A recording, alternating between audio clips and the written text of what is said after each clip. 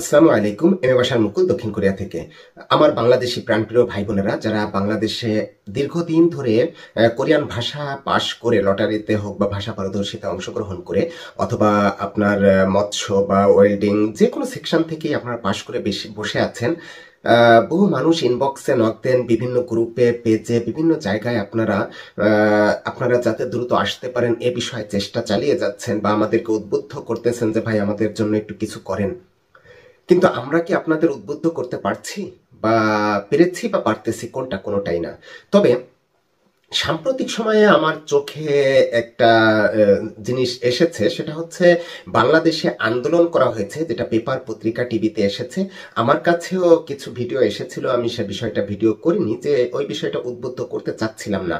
এখন সর্বোপরি সংক্ষিপ্ত আকারে আমি কিছু কথা বলি, যে কথাগুলো আপনাদের জন্য ভীষণ উপকারে আসবে।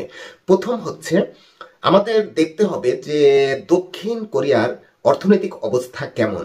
সেই অবস্থার দিক থেকে গত 10 থেকে 15 বছরে দক্ষিণ কোরিয়া বিদেশি শ্রমিক কি পরিমাণ এনেছে এবং বাংলাদেশ থেকে কি পরিমাণ এনেছে, এটাও যদি আমি পরিসংখ্যানে যেতে চাই তাহলে ব্যাপক বড় একটি ভিডিও হবে। সো আমি সংক্ষেপে বলি যে গত 15 বছরে হিসাব করলে দেখা যায় যে অ্যাভারেজ প্রতি বছর 3 থেকে 4 হাজার এর ভেতর একটা জনসংখ্যা, বাংলাদেশি জনসংখ্যা দক্ষিণ কোরিয়াতে প্রবেশ করেছে।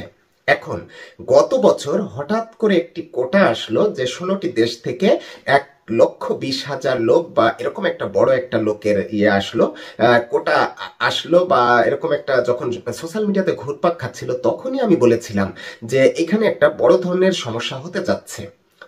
যে বাংলাদেশ এখান থেকে 10,000 হোক, 12,000 হোক, 15,000 হোক, 20,000 হোক, যে কোটাটা পাবে কোনো দিনও এই কোটাটা বাংলাদেশ পূরণ করতে পারবে না, বা বাংলাদেশ থেকে এই পরিমাণ শ্রমিক দক্ষিণ কোরিয়াতে প্রবেশ করতে পারবে না। আমার সে ভিডিও আছে, আপনারা গত বছরের সেই সার্কুলারের পূর্ব মুহূর্তে আপনারা গিয়ে খোঁজ করে ভিডিওটি দেখে নিতে পারেন। আচ্ছা, এখন কি কারণে পারবে না বা কি কারণে হবে না? যে দক্ষিণ কোরিয়াতে আমরা দীর্ঘদিন ধরে আছি, দক্ষিণ কোরিয়াতে শ্রম বাজার এই মুহূর্তে কেমন, দক্ষিণ কোরিয়ার কোম্পানিগুলো বিদেশি শ্রমিক কি পরিমাণ ব্যবহার করছে, কি পরিমাণ চাচ্ছে, এটা আমাদের মাথায় রাখতে হবে বা রাখতে হতো। এখন বাংলাদেশ সরকারের বা বাংলাদেশের যে আপনার বৈদেশিক কর্মসংস্থান মন্ত্রণালয় রয়েছে বা বয়েছেল, এদের কিন্তু কোনো ভুল নেই, কারণ এই সম্পূর্ণ জিনিসটি প্রসেসিং এর প্রথম ধাপটি সকল প্রকার নিয়ন্ত্রণ করে থাকে এইচআরটি কোরিয়া। এই প্রবাসী কল্যাণ মন্ত্রণালয় থেকে বা বয়েছেলে যে কোনো ভাবে হোক, বাংলাদেশ সরকারের পক্ষ থেকে এটা বয়েছেলে এই নোটিশটা গিয়েছে, বয়েছেল তখন সার্কুলার আকারে প্রকাশ করছে। বিষয়টা তো এরকম। সুতরাং এই জিনিসটার সমাধান করতে পারবে শুধুমাত্র এইচআরটি কোরিয়া। বয়েছেল একটা প্রস্তাব হয়তো আপনাদের বা আমাদের পক্ষ থেকে একটা প্রস্তাব পেশ করতে পারে। এখন সেই প্রস্তাবটা আপনারা যেভাবে আন্দোলনে গেছেন, আমি মনে করি এভাবে আন্দোলনে নয়, আগে ওই যে সেই পূর্বের কথাটা, যে প্রতি বছর যে 3,000 বা 4,000 লোক বাংলাদেশ থেকে আসে, দেখেন গত বছরও সেই পরিমাণ লোক কিন্তু এসেছে এবং এখনো কিন্তু ভিসা ইস্যু কম বেশি হচ্ছে এবং বাংলাদেশ থেকে ফ্লাইট কিন্তু দক্ষিণ কোরিয়াতে হচ্ছে। তার মানে বাংলাদেশের বড় একটা কোটা দিয়েছিল, দক্ষিণ কোরিয়া হঠাৎ করে বাংলাদেশ থেকে লোক আনা বন্ধ করে দিয়েছে, বিষয়টা কিন্তু এরকম না। দক্ষিণ কোরিয়া বাংলাদেশের সাথে যে ধরনের একটা সম্পর্ক তৈরি ছিল, যেভাবে লোক আনতে ছিল, সব ঠিক আছে। মাঝখান দিয়ে এই যে বড় কোটাটা এসেছিল, এই বড় কোটার কারণে 15,000 বা 18,000 একটা লোক বাংলাদেশের বয়েসেল থেকে প্রস্তুত করে রাখা হয়েছে, যারা সবাই আসতে পারতেছে না বা আসতে পারবে না।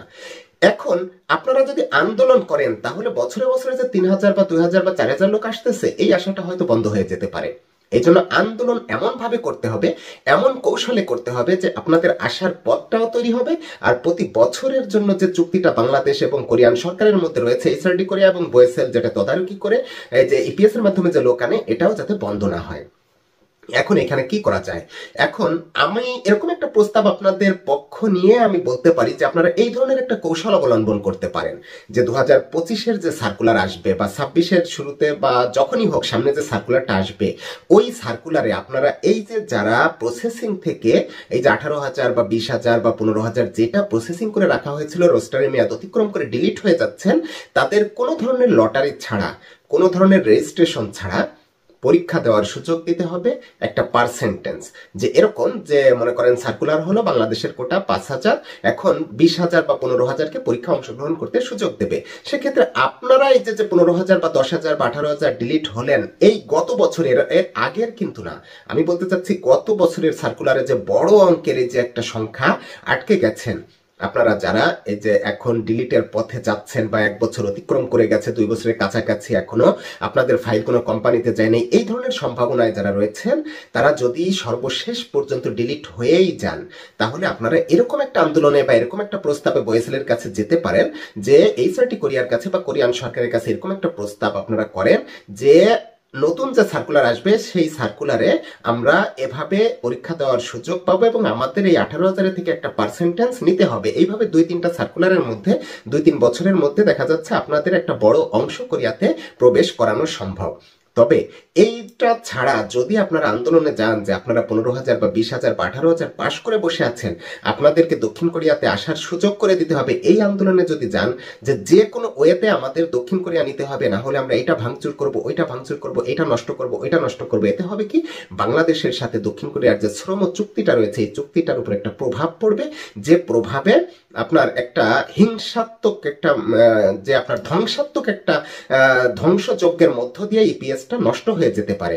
সো ইপিএস কে রানিং রেখে আপনাদের মনের যে চাওয়া পাওয়া গুলো, আপনারা কোরিয়াতে আসতে চান, এটা বয়েসেলের মাধ্যমে এইচআরটি কে বোঝাতে হবে যে আপনারা একটা বড় কোটার ইসে পড়ে খপ্পরে আটকা পড়ে আপনাদের জীবন নষ্ট হওয়ার পথে, সুতরাং আপনাদের আগামী সার্কুলারগুলোতে একটা সুযোগ তৈরি করে দিতে হবে। সেটা একটা পার্সেন্টেজ হোক, 20% হোক, 25% হোক, 20% হোক, একটা পার্সেন্টেজ হোক।